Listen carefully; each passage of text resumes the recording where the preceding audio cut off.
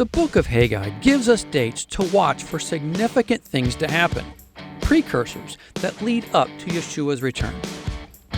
This is Off the Cuff, and I'm Steve from TorahFamily.org. Let's talk about it. I've once heard it said that Yahweh may miss a lot of opportunities to be early, but He's never late. With that in mind, I pray you consider carefully what I present in this teaching.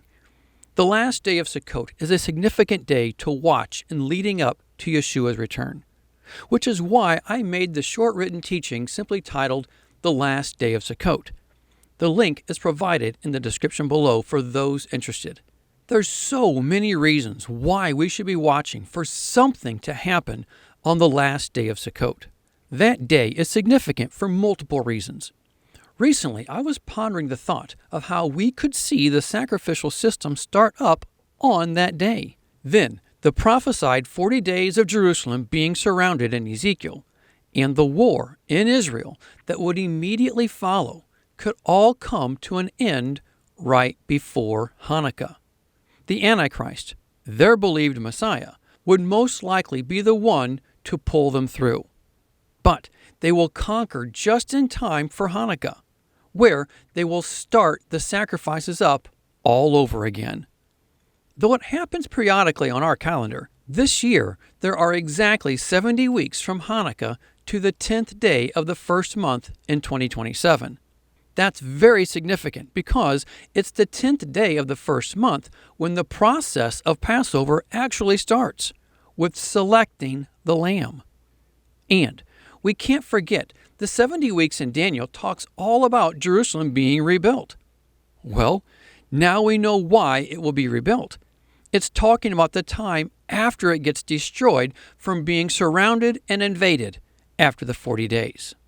So, we can see how the last day of Sukkot can be linked with Hanukkah by way of Ezekiel and Daniel. But we can't forget how these two events are directly linked together in the book of Haggai. Let's start connecting the dots.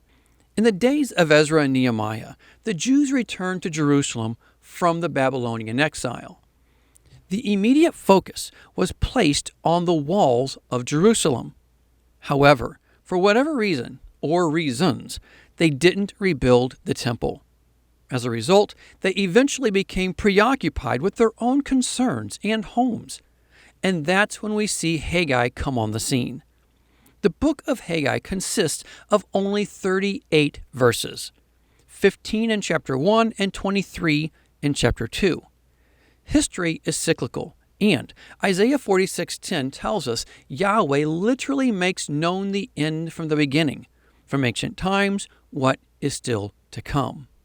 We know history tells us the future, and though it may not be identical, the cyclical pattern will be seen to those who study. Haggai chapter 1 gives us a historical account regarding the temple, but then chapter 2, through history, gives us a prophetic account regarding the future. And that's where he gives us the dates to watch for significant things to happen. Things that will lead up to Yeshua's return. Please know, this understanding can be applied to any year.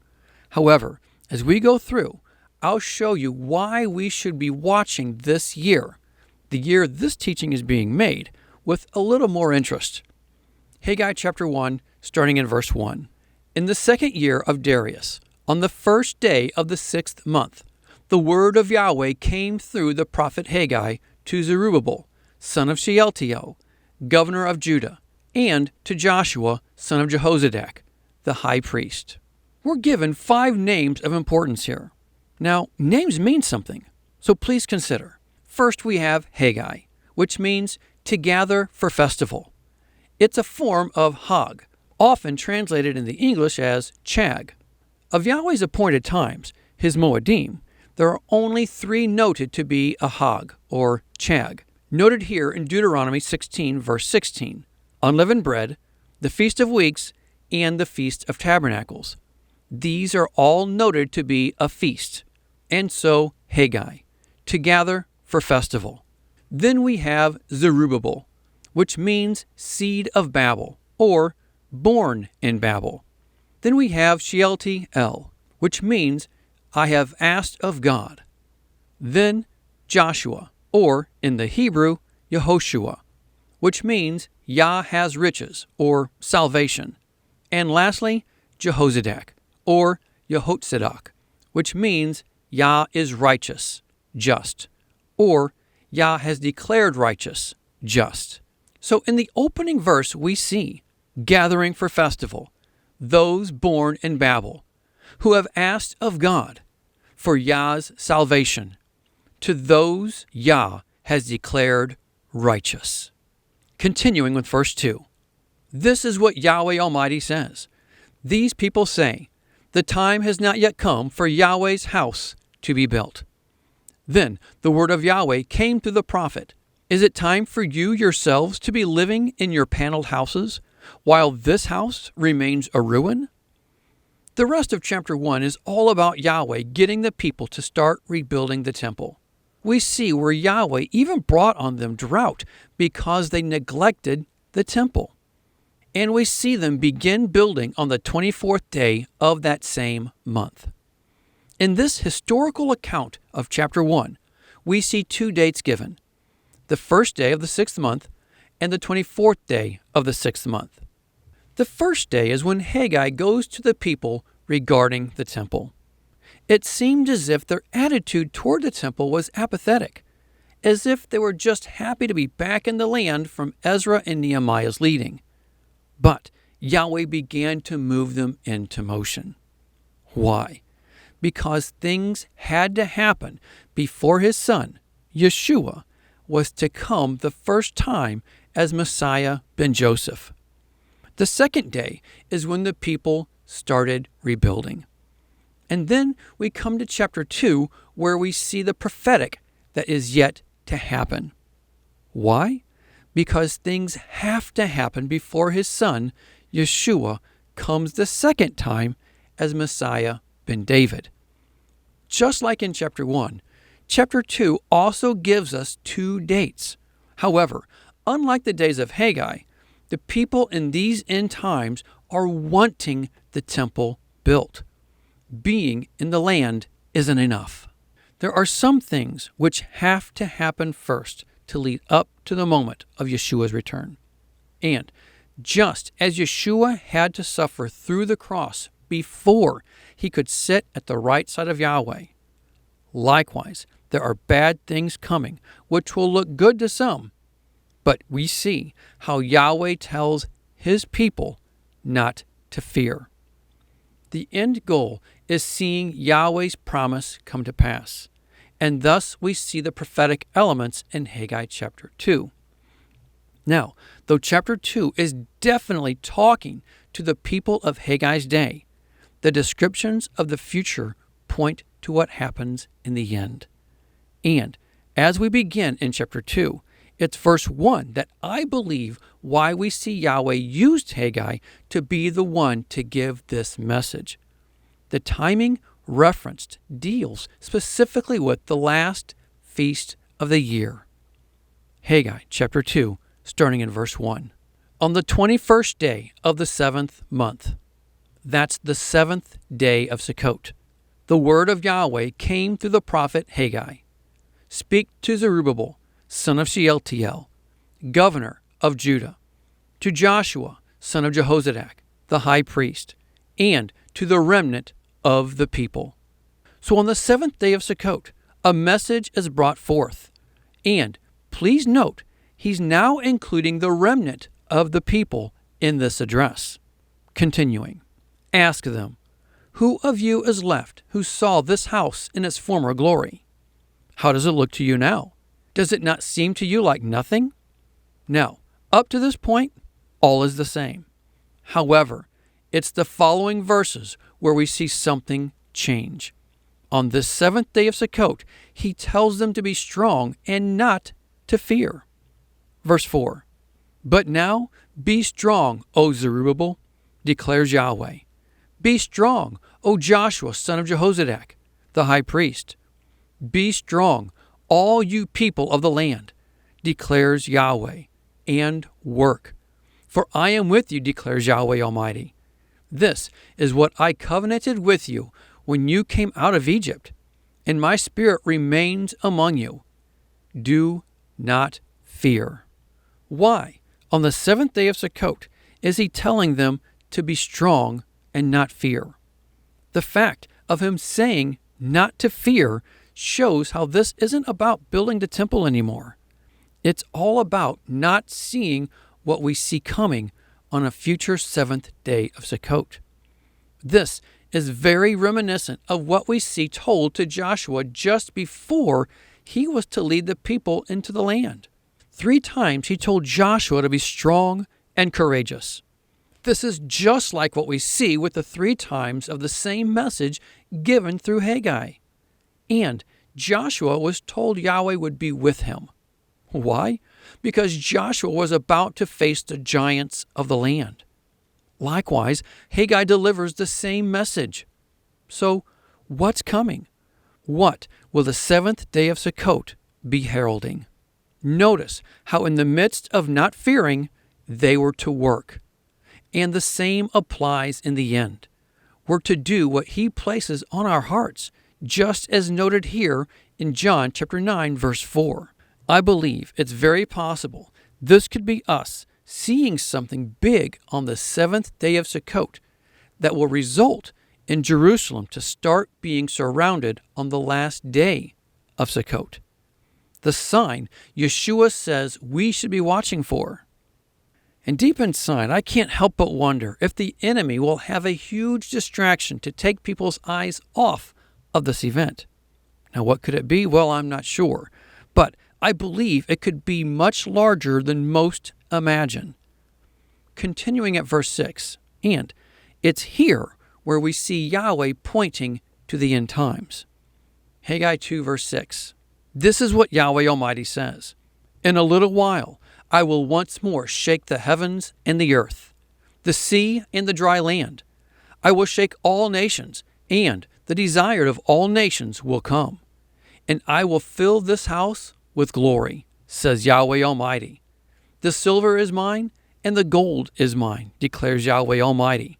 The glory of this present house will be greater than the glory of the former house, says Yahweh Almighty. And in this place I will grant peace, declares Yahweh Almighty. It's right here where he gives them the hope of what's coming afterwards. Everything will be shaken, and the desired of all nations will come. Yeshua, and the glory of Yahweh will come. Peace will flow from Jerusalem again, and the Torah will go out from there to all the nations.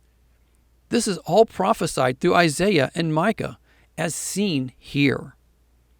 And so we pray for the peace of Jerusalem, longing for that day when Yeshua reigns from Jerusalem. So, first, on the seventh day of Sukkot, we're told to be strong and not to fear. Is this a warning? We're then quickly encouraged with the hope of Yeshua's return and reign of peace flowing from Jerusalem. So, that's the first day mentioned in chapter 2, the seventh day of Sukkot.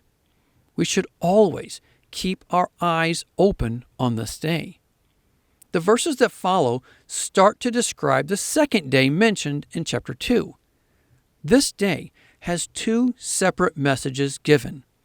The first message describes an analogy for us to compare. Starting at verse 10. On the 24th day of the 9th month. Please note how this is the day before Hanukkah. So the first day noted was the day before the last day of Sukkot. Now we're looking at the day before Hanukkah, the day before remembering the day of the rededication of the temple. Continuing with the verse. In the 2nd year of Darius, the word of Yahweh came to the prophet Haggai. This is what Yahweh Almighty says. Ask the priests what the law says. If a person carries consecrated meat in the fold of his garment, and that fold touches some bread or stew, some wine, oil, or other food, does it become consecrated? The priest answered, No. So what's the lesson here? Nothing is holy just because it touches an offering that's going to be offered to Yahweh. It hasn't been offered yet. Next verse, verse 13. Then Haggai said, if a person defiled by contact with a dead body touches one of these things, does it become defiled? Yes, the priests replied. It becomes defiled. The lesson? Contact with the dead makes something defiled. Then he continues, verse 14. Then Haggai said, so it is with this people and this nation in my sight, declares Yahweh. Whatever they do and whatever they offer there is defiled. Whoa, that escalated quickly. This is harsh and in your face. He's declaring these people in the end times will be like dead men, and everything they do and offer is defiled in the eyes of Yahweh. Again, Yahweh likens them to dead men, defiling everything they do and touch. Now, knowing history is cyclical, please consider what Yeshua said about the leadership of his day. Matthew 23:27. Woe to you, teachers of the law and Pharisees, you hypocrites! You are like whitewashed tombs, which look beautiful on the outside, but on the inside are full of dead men's bones and everything unclean. They looked good on the outside, but on the inside, nothing but death. Thus everything they touched was defiled. History being cyclical shows how everything they do in the end will be an abomination to Yahweh, just like they were in Haggai's day and Yeshua's day. If you haven't seen our teaching, The Abomination of Desolation, you need to. Continuing with verse 15. Now these verses give detail on the conditions we'll see in the land leading up to the end, just as in the days leading up to that time with Haggai. Haggai 2:15. Now give careful thought to this from this day on. Consider how things were before one stone was laid on another in Yahweh's temple. So equal to the days of Haggai, it appears at this time of the end, we'll see the efforts of rebuilding the temple. But notice how he says to consider how things were before they started. Verse 16. When anyone came to a heap of 20 measures, there were only 10. When anyone went to a wine vat to draw 50 measures, there were only 20. I struck all the work of your hands with blight, mildew, and hail. Yet you did not turn to me, declares Yahweh. From this day on, from this 24th day of the 9th month, give careful thought to the day when the foundation of Yahweh's temple was laid. Give careful thought. Is there yet any seed left in the barn? Until now, the vine and the fig tree, the pomegranate and the olive tree have not borne fruit. So, agriculturally speaking, it seems they were having extremely hard times. And it seems this is the same message being given to those in the end. That being said, did you know drought has massively affected Israel this last year? Tens of thousands of hectares of land have dried up. And please understand that 1 hectare is equal to that of 2.5 acres. A dry winter and extremely little rainfall throughout the year has devastated much of Israel's agriculture. All-time records of the area are being reached, and it's anticipated to worsen by the end of the year. My point? We can easily see how this can all line up this year, just as it did with the days of Haggai. Then, the verses close out with, from this day on, I will bless you. Now, the Hebrew doesn't have the words I will and you. It just says, from this day on, blessed. And the context is specifically talking about the 24th day of the 9th month. While I know this sounds like a positive thing here, we must remember that the 7th day of Sukkot came with a call to be strong and not fear, with a hope to look forward to. I believe this message of being blessed is not what many are thinking. Consider how one is blessed in Revelation 14. Revelation 14, verse 13. Then I heard a voice from heaven say, Write, blessed are the dead who die in the Lord from now on. Yes, says the Spirit, they will rest from their labor, their work, as noted earlier, for their deeds will follow them, showing a time of martyrdom that begins from the 24th day of the 9th month. I believe it's very possible this is the day the Antichrist begins to rule from Jerusalem, as noted in Revelation 13. And I'm talking about the 24th day of the 9th month. That could be the very day he begins his rule. Now, that was all the first word given on the 24th day of the 9th month. Verse 20 then begins the second word given on this day, the word that brings forth hope. Haggai 2:20. The word of Yahweh came to Haggai a second time on the 24th day of the 9th month. Tell Zerubbabel, governor of Judah, that I will shake the heavens and the earth. I will overturn royal thrones and shatter the power of the foreign kingdoms. I will overthrow chariots and their drivers. Horses and their riders will fall, each by the sword of his brother. First, please note how this message is only given to Zerubbabel, those born in Babel. This hope that's given here is virtually parallel to the hope that was given on the 7th day of Sukkot back in verses 6 through 9. You can see the parallels here. So after seeing the verse of being blessed, we immediately see the hope that comes after that time of being blessed. It's just like we saw with the 7th day of Sukkot. First, the time of not to fear, and then the hope. Verse 23 details that hope for us. Verse 23, on that day, what day? The day that he shakes the heavens and the earth. Declares Yahweh Almighty, I will take you, my servant Zerubbabel, son of Shealtiel, declares Yahweh, and I will make you like my signet ring, for I have chosen you, declares Yahweh Almighty. So, on the day he shakes the heavens and the earth, he takes those born in Babel. And what do we see in Revelation 18? He removes his people out from under the worldwide Babylonian system, those in Babel. Please also consider where he says, and I will make you like my signet ring, for I have chosen you, declares Yahweh Almighty. The word for ring is actually seal. The Hebrew actually reads more like, and I will put my seal on you, for I have chosen you, declares Yahweh Almighty. This all goes in line with the resurrection taking place at the earthquake of the 6th seal, the day he seals all of his followers. So, through all of this, we can easily see how Haggai is giving us important dates to watch that lead to significant events that are precursors to Yeshua's return. Dates where we aren't to fear but to look to the coming hope. As I've said in my teaching, when the Son of Man comes, will he find faith?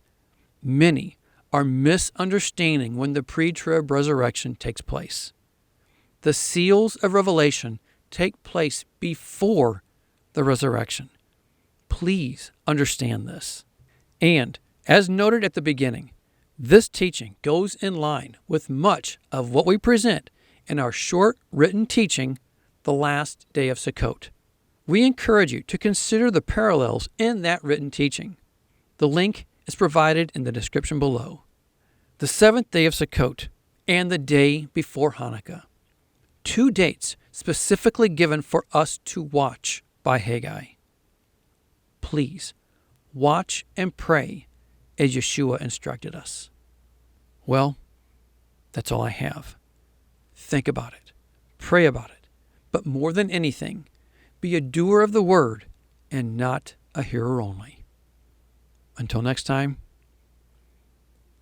Shalom.